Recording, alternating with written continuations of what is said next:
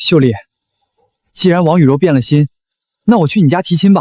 不行，不行，念安哥，为什么？我爹不会同意的。他已经给我相看好了人家，是镇上的。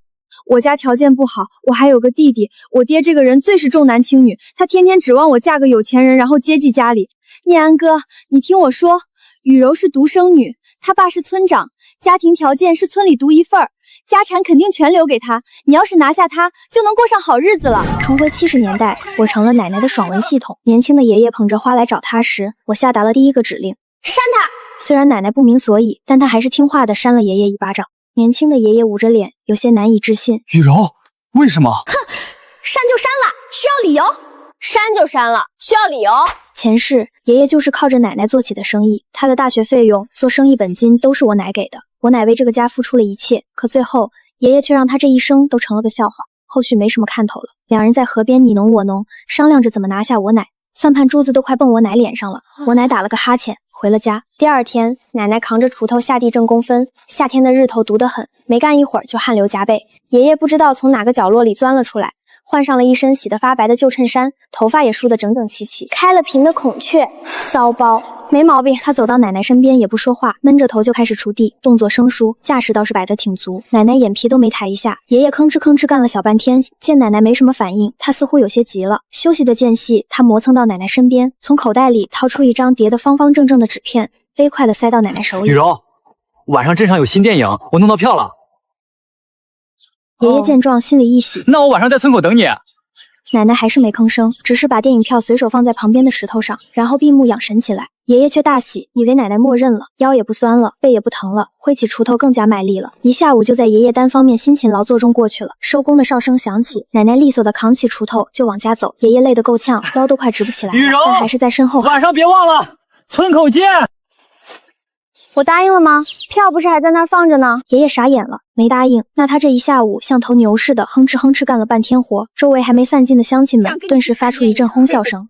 哎呦，周念安，你这是热脸贴了冷屁股啊！人家雨柔根本没想跟你去看电影，白干一天活喽！爷爷的脸瞬间长得通红，他胸口剧烈起伏，也不知道是累的还是气的。奶奶一路欢快地哼着我教她的新歌回了家。到家后，太爷爷正坐在院子里抽旱烟，看到奶奶，随口问了一句：“周家那小子今天帮你干活了？”是啊，他可真是个好人。太爷爷好像被冤呛了一下。爷爷并没有因为一次的挫败就放弃，接下来的日子，他开启了无私奉献模式。雨柔，快把扁杖放下，我来给你挑水。雨柔，这个笔记本你喜欢吗？送给你。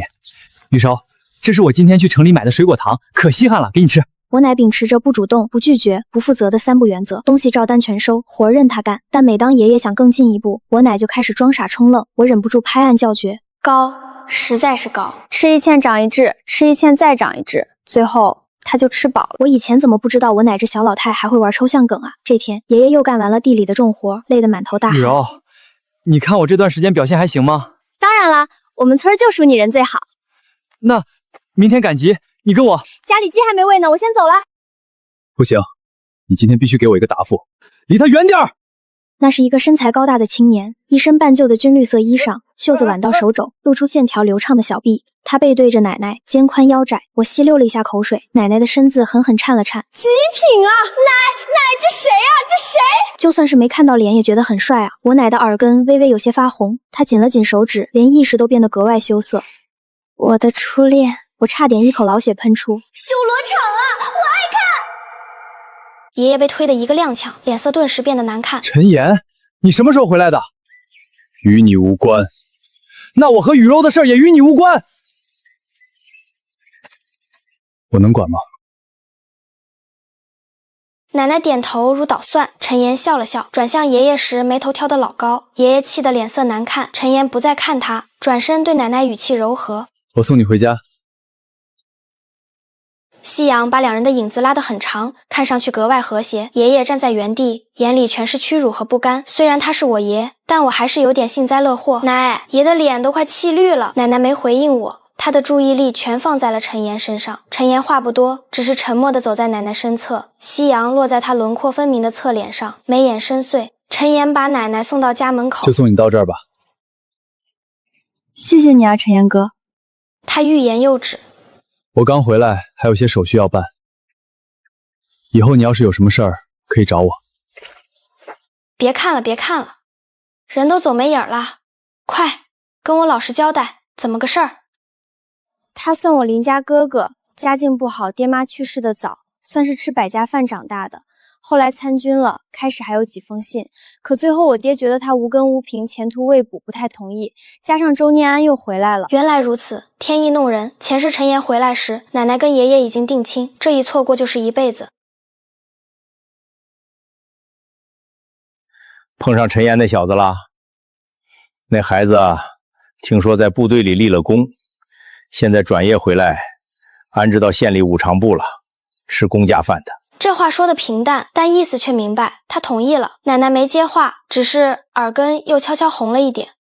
消息迅速传播开来，怪不得王雨柔看不上周念安了，原来是陈岩回来了。哼，陈岩现在可是干部了，周念安一个穷学生拿什么比？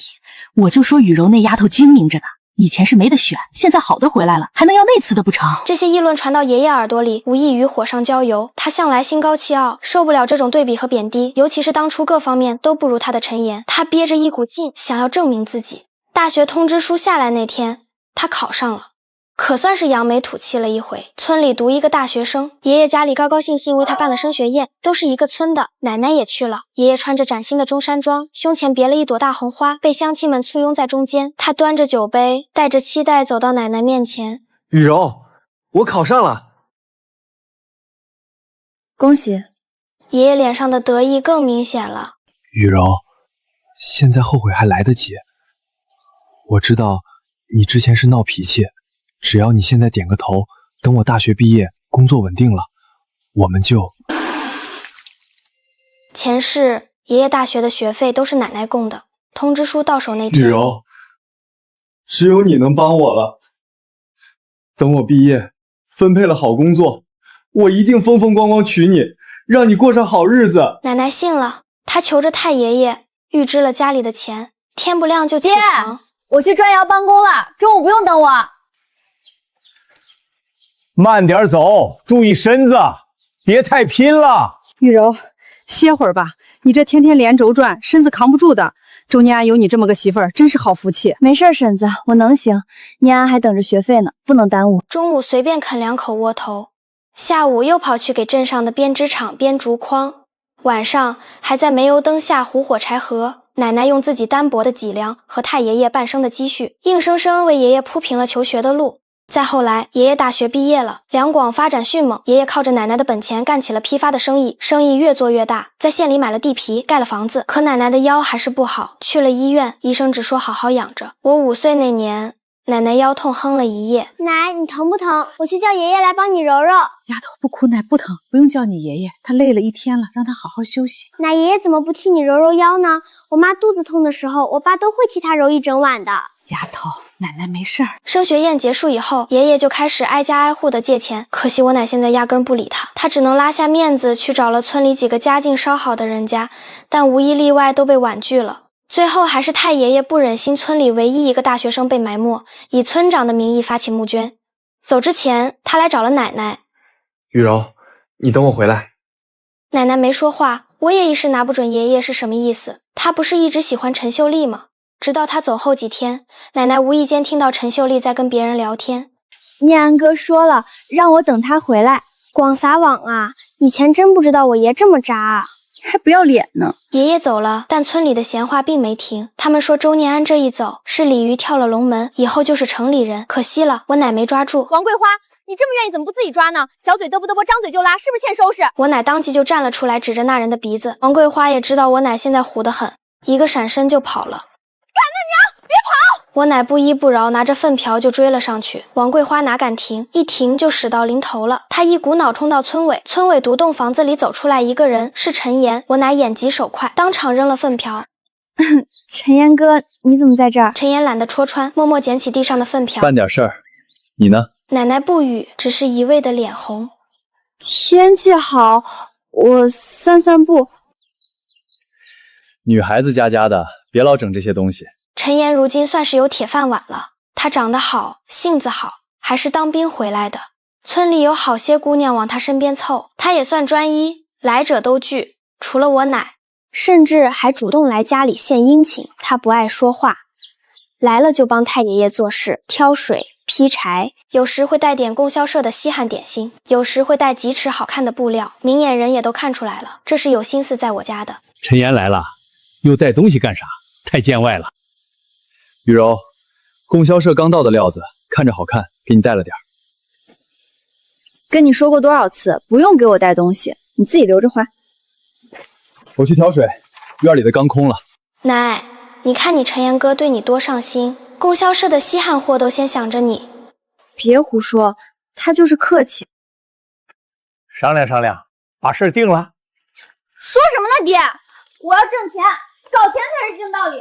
在我的灌输下，我奶现在是新时代女性思想，搞钱才是真道理。从哪里来赚第一桶金呢？契机是陈岩送来的一块布料，料子阔，不易皱，在城里是时髦货，但在我们这乡下地方还少见。奶奶摸着料子，心里有了主意。她托陈岩以优惠价弄来了几匹不同色的料子，又拿出自己这些年攒的所有私房钱，说服太爷爷支持了一些，把这批布盘了下来。她手艺巧，眼光也好，我稍微描述了一下现代衬衫，她立刻做了出来。衬衫新颖好看，穿着在村里一走，引来了众多视线。雨柔，你这衣服也太好看了吧，在哪儿买的？我也想给我家丫头做一件，多少钱都行。对呀，雨柔，这衣服款式真新颖，比供销社卖的还时髦。你快说说，在哪儿能买到？大家别着急，这不是买的，是我自己做的，用的是陈岩帮忙弄来的好料子。要是你们喜欢，我也可以帮你们做，收费肯定合理，做工你们放心。那可太好了，我先订一件，给我家丫头做，尺寸我回头给你送来。我也订一件，雨柔，你手艺好，我们都信你。如此，奶奶赚到了人生中第一桶金，并在几个月后开了一间制衣作坊。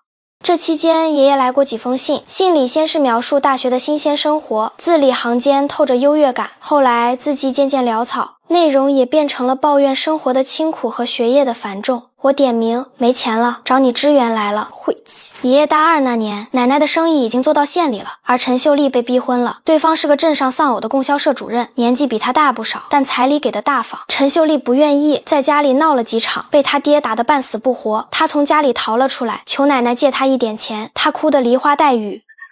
雨柔，求你了，求你借我一点钱，让我离开这里去找念安哥。我不想嫁给那个供销社主任，我不想。你自己的事儿自己解决，我为什么要帮你？雨柔，求你了，反正你也不爱念安哥，不如你就成全我吧，我求你了。奶奶进屋，从抽屉里掏出一个布包，取出足够的路费，外加1个月的生活费，递给陈秀丽。去吧。奶，为什么要帮他们啊？大孙女啊，有一句话叫相看两生厌。陈秀丽的失踪在村里没掀起太大水花，只听说她爹气得摔了碗，又无可奈何。奶奶的制衣作坊越办越红火，还招了很多工人。她已经成为了村里第一人。太爷爷提出让她当村长，奶奶不愿意。雨柔啊，我思来想去，村里的年轻人只有你适合当村长。爹啊，我每天开场已经够忙了，真忙不过来。忙不过来，喊陈岩帮你不就行了？陈岩休假时常来，有时带些城里的点心，有时默默帮着搬布料。太爷爷看着院里并排晾着的新式衬衫，又看看正在修篱笆的陈岩，叹气。死妮子天天忙，我这把老骨头还等得起几年？从那天起，爷爷的信再也没来过。1年后，陈秀丽回来了，还挺了个大肚子。她穿着一身旧衣裳，脸上没了往日风情，只剩下疲惫和风霜刻下的痕迹。听说她在家门口跪了2个小时，后来跪晕倒了家人，才让她进去。村里这点事，一有点风吹草动就能传遍整个村。陈秀丽的事，奶奶当晚就知道了。1年前，她靠着奶奶给她的钱找到了正在上大学的周念安，两人一开始还好，后来没钱了，周念安还要上学，家里全靠陈秀丽养，她在外打零工。周念安刚开始是感激的，慢慢的就开始嫌弃了，嫌弃她没文化，只会干体力活，不像城里姑娘有见识。又是馒头，你就不能买点像样的东西？你看看你，浑身都是油烟味儿，双手粗糙的像老树皮，连句像样的话都说不出来。跟你在一起，我都觉得丢人。周念安，我为什么变成这样？还不是为了你！我每天起早贪黑打零工供你上学，你竟然嫌弃我！嫌你怎么了？你一点文化都没有，除了洗衣服做饭，还会做什么？我没文化，我要是不供你上学，我用得着这么辛苦吗？你倒好，只会嫌我给你丢人。你当初说的那些承诺全都是骗我的。两人开始没日没夜的吵，最后陈秀丽实在受不了了，跑回来了。听完以后，奶奶没什么表情，而我目瞪口呆，对我奶佩服极了。爷爷是在陈秀丽回来半个月后出现的，他比从前清瘦了许多，穿着一件皱巴的衬衫，脸上带着长途跋涉的疲惫。他来作坊时，奶奶正在和几个老师傅画图纸，阳光透过窗户落在他温婉的侧脸上，爷爷看得痴迷。陈岩进来看到就是这样一幅画面，他不动声色地挡在奶奶面前，奶奶诧异，从他身后歪头，终于看到了门口的爷爷。雨柔，爷爷哑着嗓子开口，声音干涩，作坊里的声音戛然而止，所有人都看向他。回来了，有事儿？我想和你谈谈。我去就来。这一幕深深刺痛了爷爷，他别过脸。奶奶跟着爷爷去了田埂上，爷爷几次欲言又止。快点的，我等会儿还有事儿。是我错了，以前是我鬼迷心窍，被陈秀丽蒙蔽。她就是个粗鄙不堪的村妇，比不上你一根手指头。当初我是村里唯一的高中生，你爸对我很是满意，几乎是把我当下一代村长来培养的。你对我也不错，家里杀了鸡都要给我送一碗。是我错了，我不该跟陈秀丽勾搭不清。我读过书，有文化，我可以帮你的，再给我一次机会好吗？周念安，你还是不是男人？你把别人肚子高大了不说去负责，反倒在我这儿宿营场。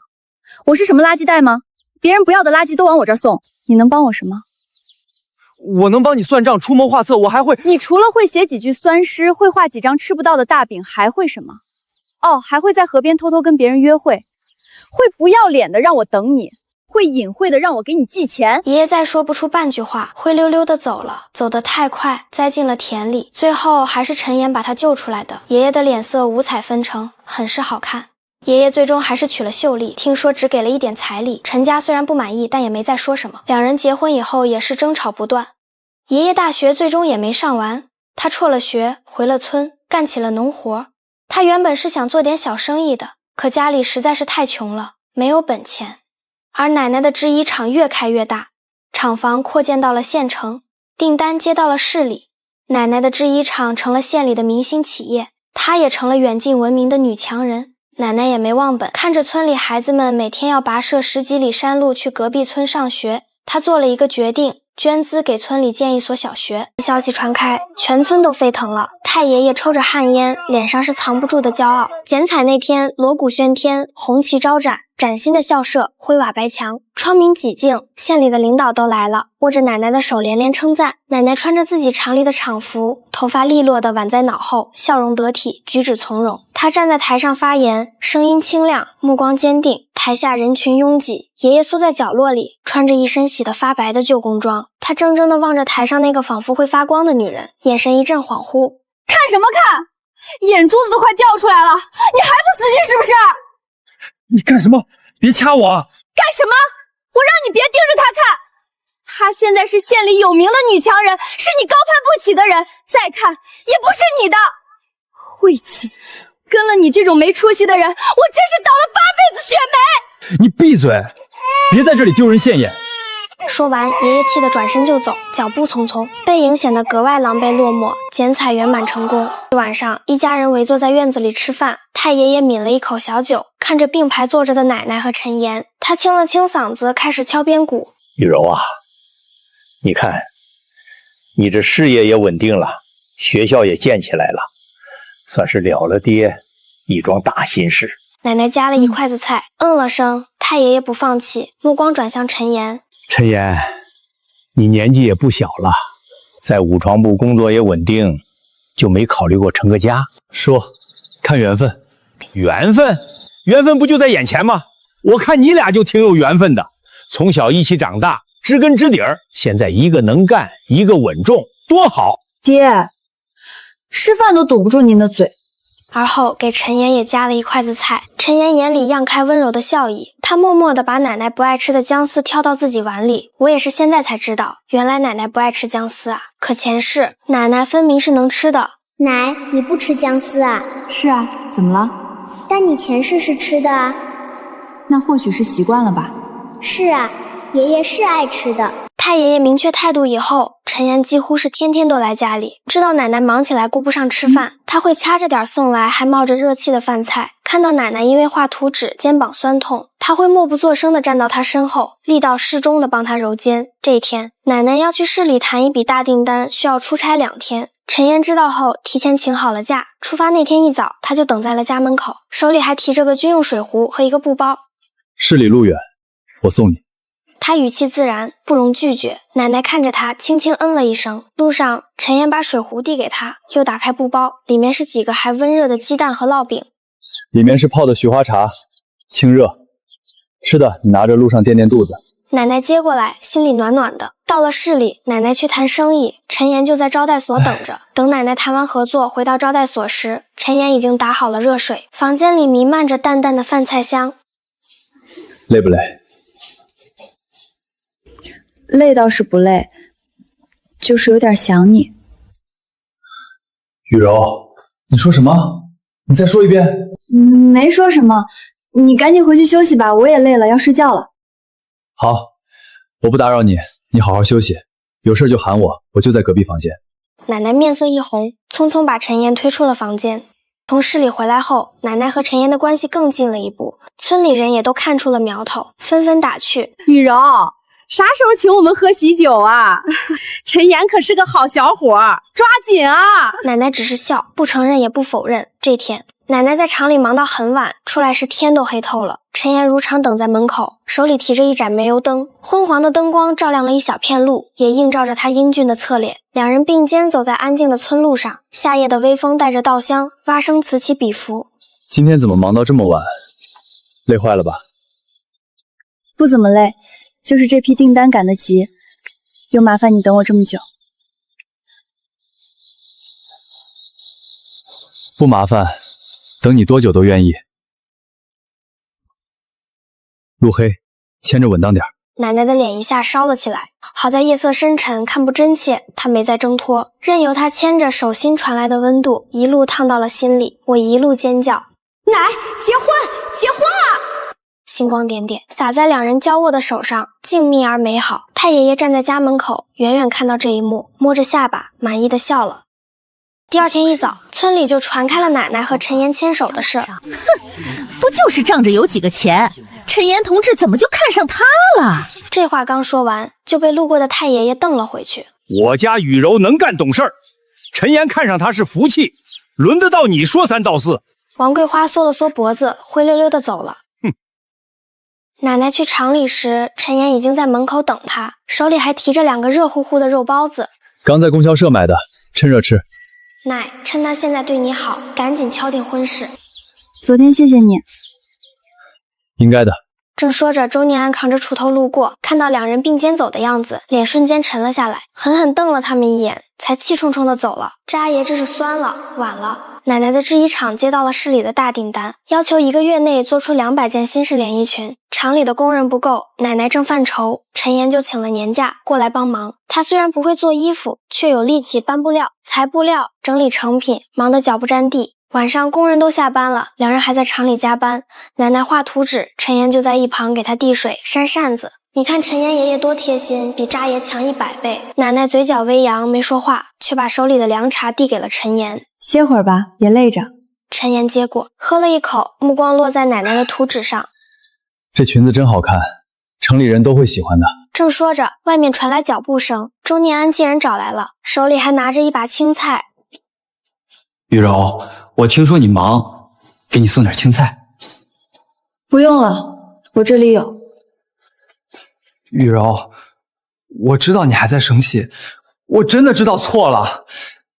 你看我现在好好种地，也不跟陈秀丽吵架了，你再给我一次机会行不行？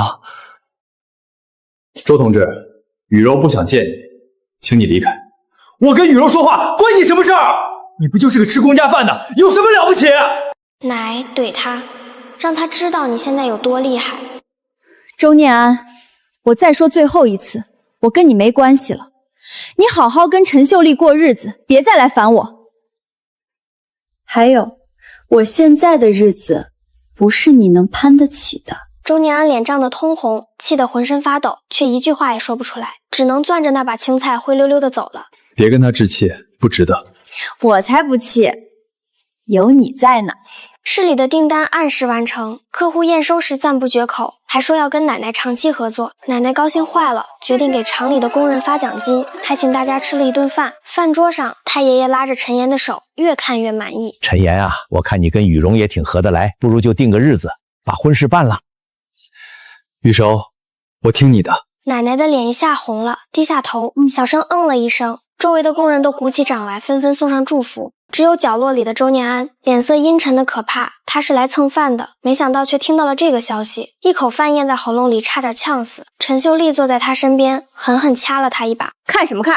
人家结婚跟你有什么关系？没出息！周念安瞪了他一眼，却没敢反驳，只能闷头吃饭，一肚子怨气。奶奶和陈岩开始筹备婚事，陈岩托人从县里买了好看的布料，给奶奶做了一身红色的连衣裙，还买了一块上海牌手表，一条分量很重的金项链，算是聘礼。太爷爷也不含糊，给奶奶陪嫁了一笔钱，还有一辆崭新的自行车，在村里可是头一份。村里的姑娘们都羡慕坏了，纷纷来找奶奶取经。雨柔姐，你说实话，到底怎么做才能拿下陈岩哥这么好的男人啊？是啊，雨柔姐，你现在是这个村里最让人羡慕的人了。你是不知道那个陈秀丽跟周念安过得有多惨，他就没你这么好的眼光。不是我找得好，是要懂得及时止损，才能遇到对的人。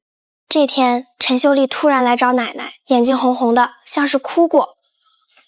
雨柔，求你个事儿，能不能借我点钱？我怀二胎了，家里实在没钱买营养品。周念安又不干活，还总跟我吵架。奶，别借他，他就是个白眼狼。奶奶沉默了片刻，还是拿出了一些钱递给他。这钱你拿着，以后别再跟周念安混日子了，好好把孩子生下来，自己找份活干。陈秀丽接过钱，连连道谢，哭着走了。奶，你怎么还借他钱啊？前世他可是帮着渣爷欺负你。都过去了，他也是个可怜人。再说，我现在也不缺这点钱，就当积德行善了。婚礼定在半个月后，村里张灯结彩，热闹非凡。结婚当天，陈岩穿着一身崭新的军装，骑着自行车，带着迎亲队伍来接奶奶。奶奶穿着红色连衣裙，头发梳得整整齐齐，脸上带着羞涩的笑容，美得不可方物。太爷爷拉着奶奶的手，眼眶红红的。以后好好跟陈岩过日子，别受委屈。奶奶点点头，眼泪也掉了下来。迎亲队伍出发时，周念安站在村口，远远地看着，眼神里满是悔恨。他想起从前和奶奶在一起的日子，想起自己的所作所为，心里像被针扎一样疼。陈秀丽站在他身边，看着他的样子，冷笑一声：现在后悔了，早干什么去了？奶奶和陈岩的婚礼办得热热闹闹，全村人都来道贺。敬酒时，陈岩挡在奶奶身前，替她挡了不少酒。我看着这一幕，心里暖暖的。奶，你看陈岩爷爷多疼你。陈岩，少喝点，别伤了身体。没事儿，我身体好，喝不醉，不能让你受委屈。陈岩真是疼雨柔啊，这小两口真是太般配了。奶奶笑着看了陈岩一眼，眼里满是爱意。婚礼结束后，两人回到新房。雨柔，以后我会好好对你，不会让你受一点委屈。我相信你。婚后，陈岩果然说到做到。他每天上班前都会给奶奶做好早饭，下班回来就帮奶奶做家务，替她说话。奶奶的制衣厂越来越红火，陈岩也会在休息时帮奶奶打理厂里的事，给她出主意。这天，奶奶接到县里的通知，说要评选38红旗手，推荐了她。奶奶接到通知后，又惊又喜。陈岩比她还高兴，特意请了假，陪她去县里准备材料。评选当天，奶奶穿着自己厂里做的连衣裙，自信从容地介绍自己的创业经历，还有捐资建小学的事，评委们都赞不绝口，当场就确定奶奶当选38红旗手。王雨柔同志，祝贺你当选县级38红旗手！你靠自己的双手创业致富，还心系家乡教育，捐资建小学，带动乡亲们一起增收，用实际行动诠释了新时代女性的担当与风采，你就是咱们全县新时代女性的榜样。谢谢领导的认可和鼓励，我一定不辜负领导的期望，继续努力，不骄不躁，把制衣厂办好，带动更多乡亲致富，为家乡的发展多做贡献。奶太厉害了，不愧是我奶。奶奶接过奖状，脸上笑开了花。台下的陈岩用力鼓掌，眼里的骄傲藏都藏不住。回去的路上，陈岩骑着自行车，奶奶坐在后座，紧紧抱着他的腰，风拂过脸颊，满是幸福。路过村口时，又碰到了周念安，他看着奶奶手里的奖状，眼神黯淡，默默低下了头，匆匆躲开了。当选38红旗手后，奶奶的制衣厂名气更大了，市里甚至有百货公司主动找上门，想和奶奶合作代销厂里的衣服。奶奶和陈岩商量后答应了合作，还特意设计了一批适合百货公司售卖的款式，用料更精致，样式更时尚。没过多久，厂里的衣服就摆上了百货公司的货架，一经推出就被抢空，订单源源不断。这天，陈秀丽突然又来找奶奶，怀里抱着刚出生不久的小儿子，脸色憔悴。雨柔，我实在没办法了，周念安赌财输了，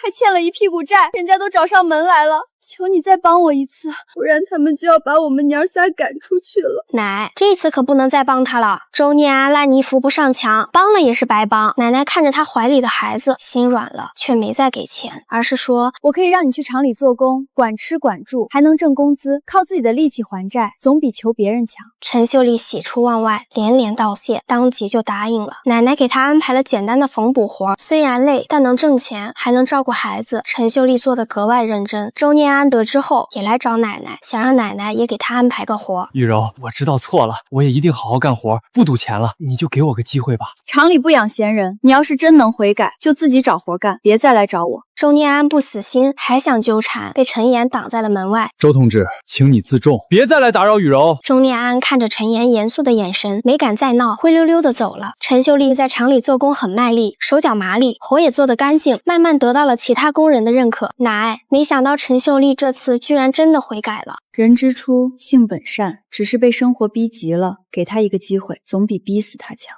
奶奶的制衣厂越办越大，已经需要扩建厂房了。陈岩帮奶奶在县城选了一块地，还托人办理了相关手续，忙前忙后，比自己的事还上心。扩建厂房需要不少钱，奶奶拿出自己所有的积蓄，还向银行贷了一笔款。周念安得知后，心里又开始盘算，偷偷找了几个赌友，想趁着厂房扩建，偷点建材卖钱，弥补自己的赌债。这天夜里，周念安带着人偷偷溜进工地，正要得手，却被恰好回去取东西的陈岩发现。住手！你们在干什么？周念安等人被吓了一跳，手里的钢筋哐当一声掉在地上，转头看到陈岩，脸色瞬间变得惨白，眼神慌乱，转身就想跑。想跑？偷东西还想跑？今天一个都别想走！陈岩，我错了，我再也不敢了，求你放过我这一次吧。我也是被逼无奈，欠了赌债，实在没办法才这么做的。被逼无奈不是偷东西的理由，你当初不知悔改，现在还敢偷工地的建材，必须为自己的行为负责。陈岩直接把他送到了派出所。周念安因偷窃被拘留了1个月，还罚了不少钱。当天晚上，陈秀丽安顿好2个孩子，主动找到奶奶，表情平静却坚定。雨柔，我想和周念安离婚，我给他过机会，可他屡教不改，还去偷东西，我再也不想和他过了。以后我只想好好做工，抚养2个孩子长大。我理解你，也支持你。离婚后你就安心在厂里做工，好好照顾孩子，有什么困难就跟我说，我会帮你。谢谢你，雨柔，谢谢你一直给我机会，以后我一定会好好做工，再也不辜负你。很快，陈秀丽就和周念安办理了离婚手续，带着2个孩子一心扑在工作上，每天早早来到厂里埋头干活，从不偷懒，也再也不提周念安的事，整个人都变得沉稳踏实了许多。奶奶看着他的变化，心里很是欣慰，特意把他叫到办公室。秀丽，这段时间你在厂里表现很好，干活认真，也能吃苦，我决定给你涨工资，以后你就能更好的照顾2个孩子了。谢谢雨柔，谢谢你，我一定会更加努力干活，不辜负你的信任和照顾。人只要肯悔改，肯努力，就一定能过上好日子。厂房规模扩大后，奶奶的制衣厂陆续完成了几笔大订单。陈秀丽在厂里做得越来越出色，奶奶看她细心能干，就把她提拔成了车间组长，负责管理车间的生产，工资又涨了不少。陈秀丽对奶奶十分感激，干活也更加卖力，还主动帮奶奶带新工人，成了奶奶的得力助手。这天，太爷爷来到县城，看着气派的厂房，拉着奶奶的手说：雨柔，爹没白疼你，你现在有出息了，爹也放心了。爹，这也有你的功劳。爸，以后我会好好照顾雨柔，好好帮她把厂子办好，不让你操心。周念安从拘留所出来后，彻底没了精气神，整天躲在家里，不敢出门。陈秀丽也从来没再看过他一眼，专心带着孩子做工，日子慢慢好了起来。有一次，周念安在路上碰到奶奶和陈岩，他低着头，匆匆躲开，再也没有了以前的傲气。奶，你看渣爷现在这个样子，真是大快人心。路是他自己选的，怨不得别人。1年后，奶奶的制衣厂见到了省城。开业当天，也是奶奶和陈岩的结婚纪念日，场面热闹非凡。太爷爷穿着崭新的中山装，笑得合不拢嘴。奶奶一身红色连衣裙，明艳照人；陈岩一身戎装，英挺不凡。酒席上觥筹交错，欢声笑语。我看着这一幕，有点想哭。奶，这辈子一定要幸福啊！下一秒，意识深处忽然响起了一声极其轻微却无比清晰的电子音，滴，像是电子表没电时最后的那一声提示音。紧接着，一个没有任何感情的电子音响起，检测到宿主人生命运运轨迹已彻底扭转，核心遗憾已弥补，系统能量即将耗尽，使命完成。倒计时3、2、1，系统解除绑定，再见。是因为奶奶没有和爷爷结婚，所以不会有爸爸，也不会有我吗？我没有感受到预想中的剧烈痛苦，也没有惊天动地的声响，我只感觉意识像是被风吹散的青烟，正在一点点的变淡、溶解，慢慢从奶奶的识海中剥离。那些关于前世的记忆都在迅速褪色、模糊。我最后看了一眼酒桌上，觥筹交错，欢声笑语漫满整个院子。奶奶正端着酒杯，侧头跟陈岩轻声说着什么，指尖轻轻搭在杯沿，动作轻柔又舒展。她已经不需要我了，真好。我的意识彻底沉入了一片温暖的黑暗。王雨柔正听着陈岩说今晚回去家里还有惊喜的事，忽然心口毫无征兆的微微一空，那感觉很轻却又格外清晰，像是心底被人轻轻抽走了一小块，空落落的，带着一丝难以言说的怅然，就好像有什么极其熟悉与他血脉相连、日夜相伴的东西正悄无声息地从他身边离开，没有声响，没有预兆，却让他瞬间慌了神。他下意识地抬起手，指尖轻轻按住了胸口，试图按住那阵莫名的空落。怎么了，雨柔？是不是累了？还是酒喝多了不舒服？要不我们先回去休息？别吓我，雨柔！你怎么不说话？陈岩何等细心，瞬间就察觉到了他的异样，眉头微微蹙起。王雨柔怔了怔，他用意识呼喊了几句：“大孙女，大孙女！”没人回应，他轻轻拭去眼角的泪。没事儿。看来我的小孙女回到她原本的世界去了。